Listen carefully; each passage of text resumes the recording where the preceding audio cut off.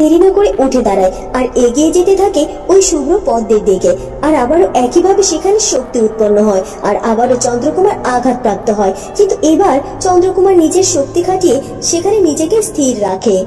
না না, কোনোভাবে আমাকে ভেঙে পড়লে চলবে না। আমাকে এই জাদু শক্তির আঘাত সহ্য করতে হলেও আমাকে এগিয়ে যেতে হবে আর ওই শুভ্র পদ্মকে তুলে নিয়ে যেতে হবে। চন্দ্রকুমার আবারও সামনের দিকে এগিয়ে যেতে থাকে আর আবারও সেই জাদু শক্তি তার প্রয়োগ করে। আর চন্দ্রকুমার এরপরও নিজের শক্তি ক্ষয় করে হলেও তার ভালোবাসার শক্তি জাগিয়ে সে সেখানে ঠায় দাঁড়িয়ে থাকে। আর সেই শক্তি রাজকুমারের কোনো ক্ষতি করতে পারে না। একি, এখন তো আমার কোনো কষ্ট হচ্ছে না। তার মানে কি ওই শক্তি আমাকে আর আঘাত করছে না?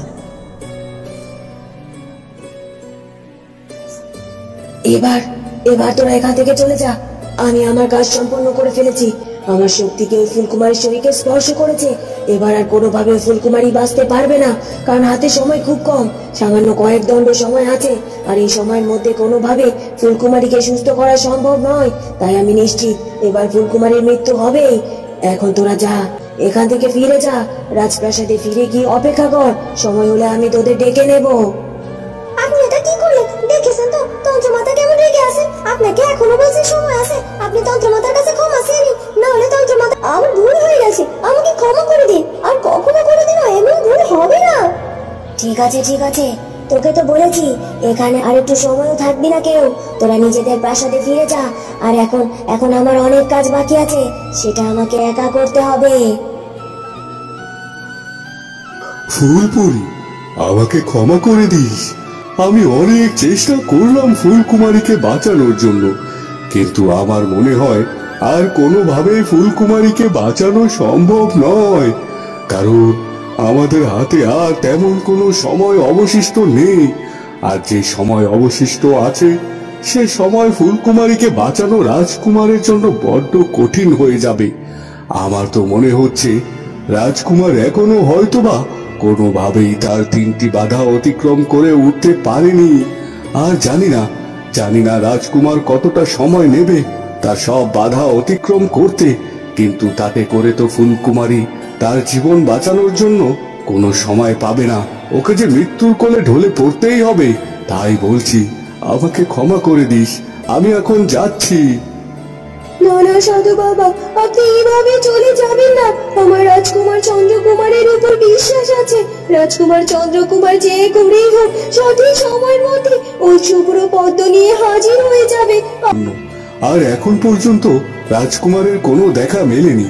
এরপরও তুমি কি করে বলতে পারো যে ফুলকুমারীকে বাঁচানো সম্ভব? হ্যাঁ, হয়তোবা ফুলকুমারীর উপর আর অন্য কোনো শক্তি প্রবেশ করতে পারবে না, কিন্তু আগে থেকে যে শক্তি ফুলকুমারীর উপর প্রয়োগ করা হয়েছে তাতে করে তো ও আর কিছুক্ষণের মধ্যেই মৃত্যুবরণ করবে। না না সাধু বাবা, সেই সময় পর্যন্ত অপেক্ষা করতে চাই। আপনি দয়া করে এখান থেকে কোথাও যাবেন না। ঠিক আছে, আমি থাকছি। তবে আমার কেন জানি না মনে হচ্ছে সত্যি এবার মনে হয় ফুলকুমারীকে বাঁচানো সম্ভব হবে না। তারপরও বাকিটা বিধাতার ইচ্ছা। আমি তো চেয়েছিলাম ফুলকুমারীকে বাঁচানোর জন্য, আর তাই তো অশুভ শক্তির হাত থেকে ফুলকুমারীকে এখানে এনেছিলাম। এখন কি হবে সেটা একমাত্র বিধাতাই ভালো জানে। রাজকুমার চন্দ্রকুমার, সত্যি তোমার সাহসের প্রশংসা না করে পারছি না।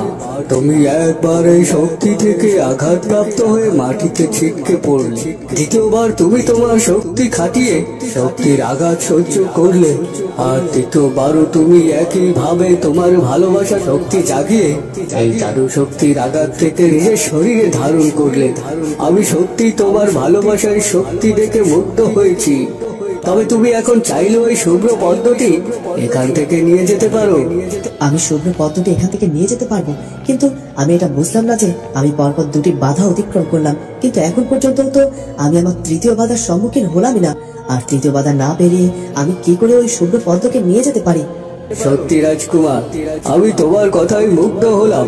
তুমি 3য়বার বাধার জন্য এখনো অপেক্ষা করে যাচ্ছ, কিন্তু তুমি হয়তো বুঝতে পারোনি এই তো কিছুক্ষণ আগে যে শক্তি তোমার উপর আঘাত করেছিল, তুমি তোমার ভালোবাসার শক্তি দিয়ে সেই শক্তিকে পরাজিত করেছো।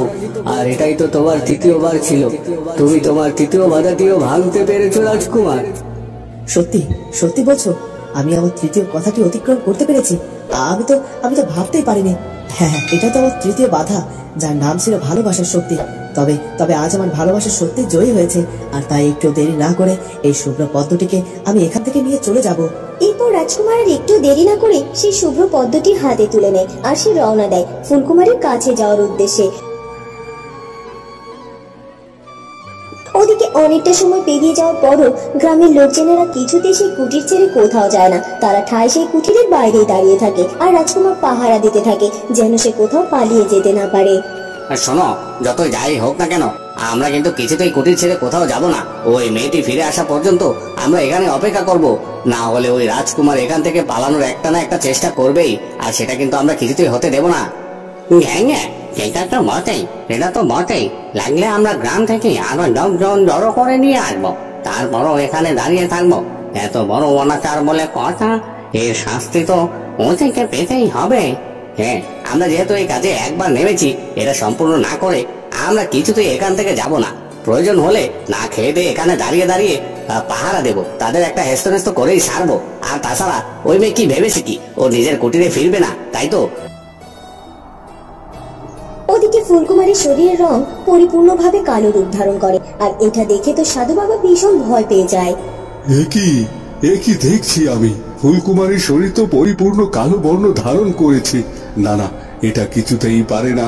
ফুলপরি, এবার সবকিছু শেষ হয়ে গেল, সব আশা ভরসা সব শেষ হয়ে গেল। ফুলকুমারীর শরীর পরিপূর্ণ কালো বর্ণ ধারণ করেছে, আর তাই শরীরের মধ্যে কোনো প্রাণ অবশিষ্ট নেই। সে যে মৃত্যুবরণ করেছে। না, এটা কিছুতেই হতে পারে না, কিছুতেই না। ফুলকুমারীর প্রাণ এইভাবে চলে যেতে পারে না সাধু বাবা। ফুলপরি, আমাদের যে আর কিছু করার নেই। যেটা ঘটেছে সেটা এখন আমাদের মেনে নিতেই হবে। তুমি এবং রাজকুমার চন্দ্রকুমার ফুলকুমারীকে বাঁচাতে ব্যর্থ হয়েছ, আর তাই আর ওই অশুভ শক্তি এভাবে জিতে গেল। না সাধু বাবা, এভাবে অশুভ শক্তি জিতে যেতে পারে না। শুভ শক্তির কাছে অশুভ শক্তি জিতে গেলে তো পৃথিবীর সবকিছু মিথ্যে হয়ে যাবে, যেটা কেউ কখনো কল্পনাও করতে পারে না। আমাকে ক্ষমা করে দিও ফুলপরি, আমি ফুলকুমারীর জন্য কিছুটি করতে পারলাম না, কিচ্ছুতেই না। আমি কখন আমার ফুলকুমারীর কাছে গিয়ে পৌঁছাবো, আর কখনই বা ওই শুভ্র পদ্ম নিয়ে আমার ফুলকুমারীকে সুস্থ করব। হে বিধাতা, তুমি আমাকে শক্তি দাও, আমি যেন খুব তাড়াতাড়ি খুব অল্প সময়ের মধ্যে আমার ফুলকুমারীর কাছে পৌঁছে যেতে পারি। এ কথা বলে রাজকুমার চন্দ্র এগিয়ে যেতে থাকে, আর সে খুব তাড়াতাড়ি ফুলকুমারীর কাছে পৌঁছে যায়। আর সেখানে গিয়ে দেখতে পায় ফুলকুমারীর শরীর পরিপূর্ণ কালো বর্ণ ধারণ করেছে, আর সে অচেতন হয়ে ওভাবেই পড়ে আছে। বন্ধুরা, কি হতে চলেছে এরপর সেটা জানবো আমরা ফুলকুমারী গল্পের পরবর্তী পর্বে।